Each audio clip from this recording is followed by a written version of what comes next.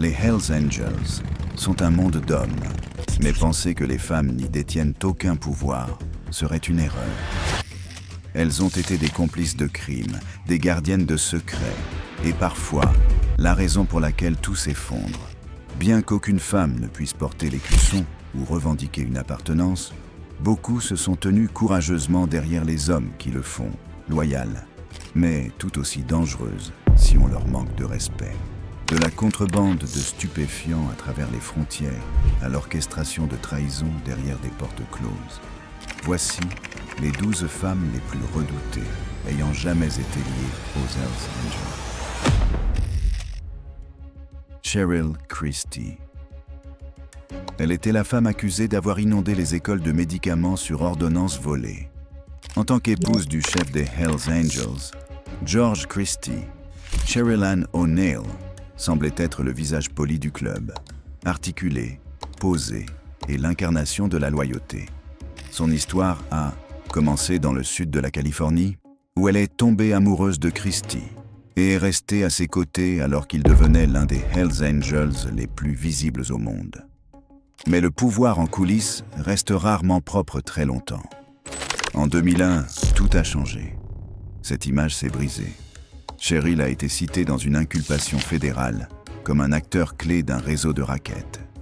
Des médicaments sur ordonnance volés dans une base militaire ont été acheminés vers les communautés locales et vendus à des lycéens. De première dame à criminelle, elle a été arrêtée, incarcérée et a finalement accepté un accord de plaidoyer. Ce qui la rendait réellement redoutée n'était pas seulement le crime, c'était la vérité qu'elle révélait. Même les visages les plus propres du club n'étaient pas propres du tout. Et leur respectabilité pouvait être un masque pour la corruption. C'était un rappel que dans le monde des hors-la-loi, l'image est aussi dangereuse qu'une arme. Alors que la chute de Cheryl se déroulait sous le regard du public, la femme suivante n'a pas fléchi. Elle n'a pas dénoncé. Donna Boone McCauley. Elle a aidé à transporter de la méthamphétamine cristalline de la Californie à travers tout le pays, faisant tourner les rouages d'un réseau de drogue d'un océan à l'autre. Pour la plupart des gens, Donna ressemblait à n'importe quelle mère de petite ville. Mais derrière cette vie calme, elle était profondément impliquée dans l'un des réseaux criminels les plus dangereux du pays. Elle était elle-même un acteur clé.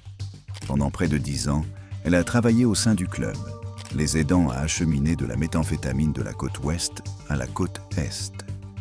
Donna n'était pas seulement la compagne de James Maniac McCauley Jr., un membre influent du chapitre des Hells Angels de Rochester. Lorsque le FBI a finalement agi, Donna n'a pas été seulement arrêtée dans le cadre de l'opération, elle était l'une des cibles principales. Lors de la descente du chapitre de Rochester, elle a été inculpée avec son mari, non pas en tant que simple spectatrice, mais en tant que dirigeante du trafic de drogue. Elle est restée aux côtés de son homme. Elle n'a pas craqué. Et dans un monde où le silence signifie survie, cela lui a valu quelque chose de rare, la peur et le respect. Elle est toujours derrière les barreaux, mais son nom conserve encore du poids dans les cercles criminels en tant que femme qui n'a jamais trahi le code. Mais la femme suivante, elle n'a pas suivi ces règles. Elle est entrée dans leur monde et a tout fait s'effondrer. Jenna Maguire. Elle n'était pas la petite amie d'un biker. Elle était agente fédérale, en infiltration profonde. Rien dans sa vie au sein du club n'était réel.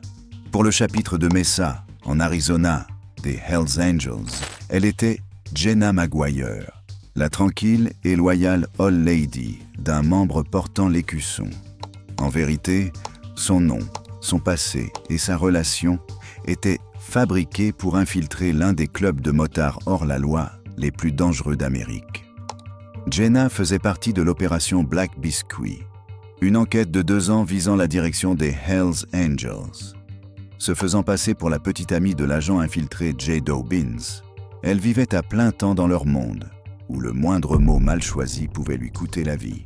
Dans cet environnement, on attendait des femmes qu'elles suivent à leurs hommes, restent silencieuses et obéissent sans poser de questions. Briser ce code pouvait signifier une disparition définitive. Elle a joué son rôle sans la moindre erreur, gagnant la confiance d'hommes qui ne faisaient confiance à personne. Même les membres expérimentés ne soupçonnaient jamais qu'elle enregistrait leurs conversations pour les procureurs fédéraux. Ces informations ont permis des inculpations pour racket, trafic de drogue et meurtre. Elle a documenté des discussions sur de vrais meurtres, y compris un cas où une femme a été tuée simplement pour avoir répondu. Au moment où l'opération s'est terminée, Jenna avait prouvé que les Hells Angels pouvaient être trompés de l'intérieur. Sa couverture a été démantelée, son identité effacée et son travail enfermé dans des dossiers judiciaires. Mais bien avant qu'un agent ne puisse entrer dans leur clubhouse, une autre femme façonnait les Hells Angels, non pas par la loi, mais par des liens de sang. Sharon Grulke. Elle n'a pas tiré de coups de feu ni trafiqué de drogue, mais elle a contribué à construire l'empire hors la loi qui allait secouer le monde. Avant que les Hells Angels ne deviennent un symbole mondial de rébellion et de peur, il y avait Sharon Grulke, la première épouse de Sonny Barger et la femme qui se tenait à la fondation du club. Lorsque Barger a pris le contrôle du chapitre d'Oakland, le transformant d'une équipe locale en la base la plus puissante des Angels, Sharon était à ses côtés. Elle n'était pas seulement une spectatrice. Elle a aidé à définir ce qu'une All Lady devait être. Loyale, inébranlable et respectée. Sharon assistait aux réunions, observait les bagarres et affrontait la violence qui accompagnait la naissance du mouvement. Elle n'a jamais trafiqué de drogue. Elle n'a jamais versé de sang. Mais son influence a façonné la manière dont le pouvoir circulait à l'intérieur du club. À une époque où les femmes étaient majoritairement réduites au silence, la voix de Sharon se faisait entendre, non par peur, mais par respect mérité. Elle est devenue le modèle. Et bien qu'elle ne soit peut-être pas connue pour un crime précis, dans les cercles internes des Angels, Sharon Grulke reste un nom prononcé avec révérence. La première reine du royaume hors la loi. Sharon a aidé à construire le monde que les Angels dominaient. Mais la femme suivante n'a pas seulement été aux côtés du club, elle lui a tout donné, y compris sa liberté. Sylvana P. Elle a qualifié les Hells Angels de « sales connards d'agriculteurs puants ». Mais les procureurs l'appelaient autrement, la première dame du chapitre de Harlem. Sylvana P. n'a pas grandi entourée de motos, de couleurs ou de clubhouse. C'était une mère de New York, vivant loin du monde des hors-la-loi. Mais cela a changé au moment où elle s'est impliquée avec Leander D., président des Hells Angels de Harlem. Lorsque Leander a été envoyé en prison, Sylvana n'est pas partie. Elle est restée, et selon les forces de l'ordre, elle a fait bien plus que d'envoyer des lettres d'amour. Elle est devenue son lien avec le monde extérieur, transmettant des messages, facilitant des transactions de drogue et aidant le chapitre à fonctionner depuis l'intérieur d'une cellule. Les procureurs ont déclaré qu'elle était une figure clé pour maintenir le chapitre de Harlem actif, exécutant des ordres violents et maintenant les opérations criminelles. Les écoutes téléphoniques l'ont même enregistrée parlant contre le club. Mais ses actions racontaient une histoire différente. Elle a été arrêtée, jugée et condamnée. Sylvana prétendait n'être qu'une petite amie manipulée, une femme prise dans le feu croisé. Mais pour beaucoup, elle représentait quelque chose de bien plus dangereux. Une femme qui brouillait la ligne entre loyauté et complicité. Et qui ne fléchissait pas. Elle est maintenant derrière les barreaux. Un avertissement sur ce qui arrive lorsque l'amour, le pouvoir et le crime se rencontrent. Mais toutes les femmes n'étaient pas aux côtés du club. La suivante l'a défiée. Et pour cela, elle a payé de son sang. Margot Compton. La vérité était sa seule arme. Et elle a coûté la vie à elle et à ses filles. Margot Compton n'était pas une Hells Angel. Elle ne trafiquait pas de drogue, ne tirait pas de coups de feu. Son crime était de parler. En tant qu'ex-petite amie d'un Hells Angel de Californie, elle avait vu l'intérieur du club. Lorsqu'elle s'est éloignée, elle a fait ce que presque personne n'osait.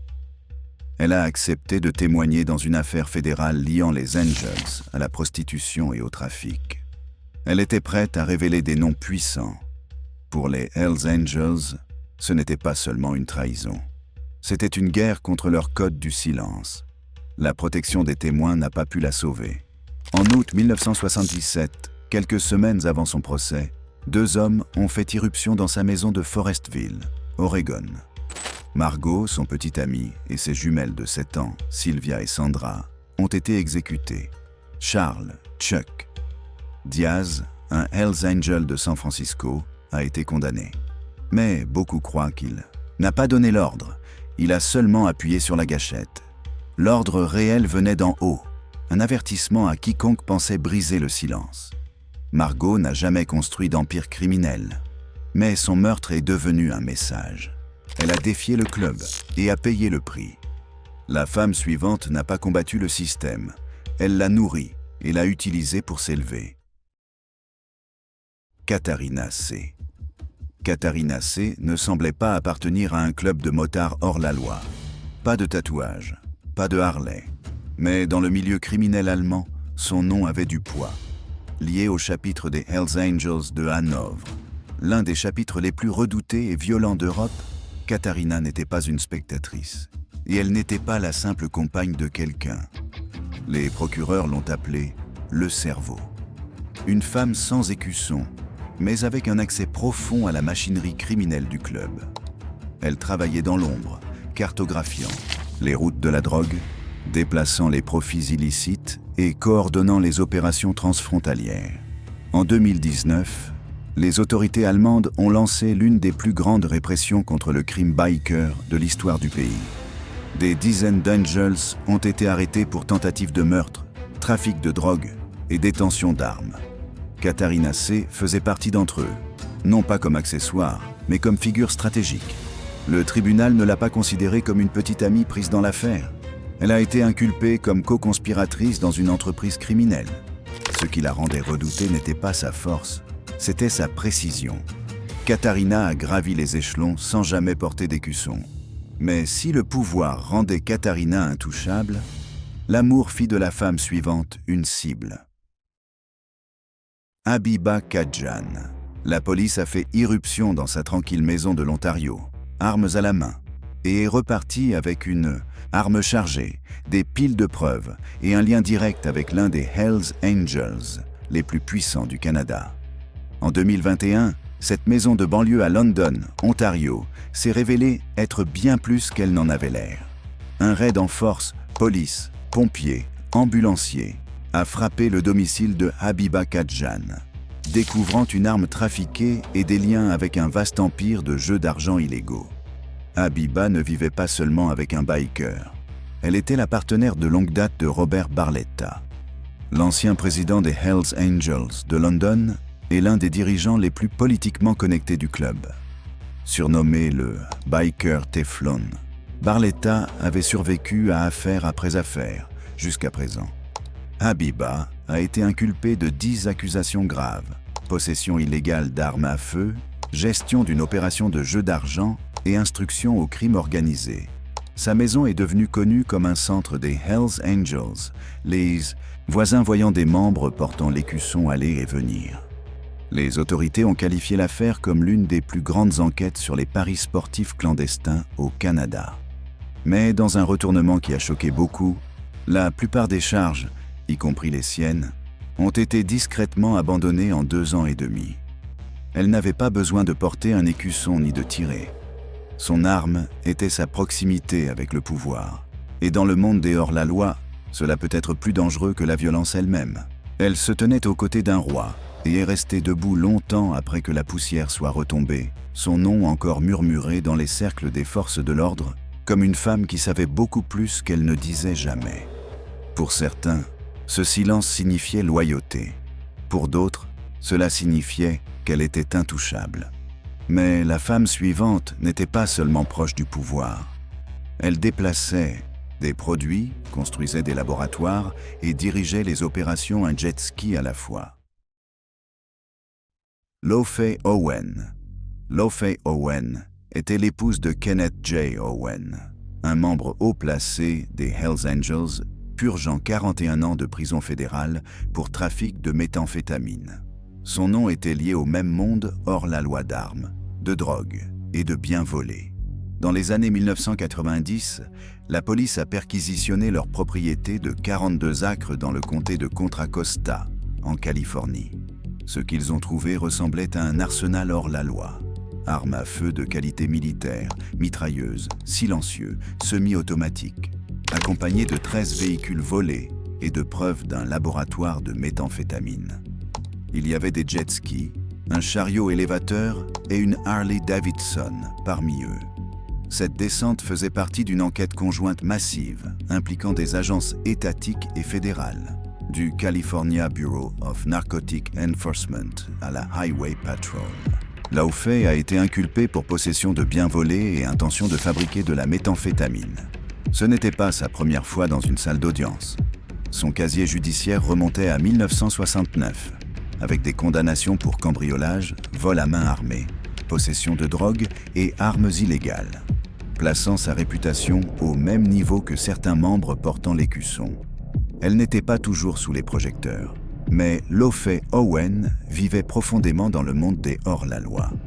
Son long casier judiciaire et son rôle dans l'une des plus grandes affaires de drogue des Angels ont cimenté sa place dans l'histoire des bikers.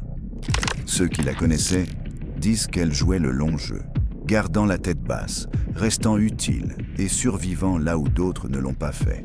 Mais dans cette vie, toutes les menaces ne rugissent pas. Certaines se déplacent en silence, comme un serpent. Sandy, the Serpent, Sullivan.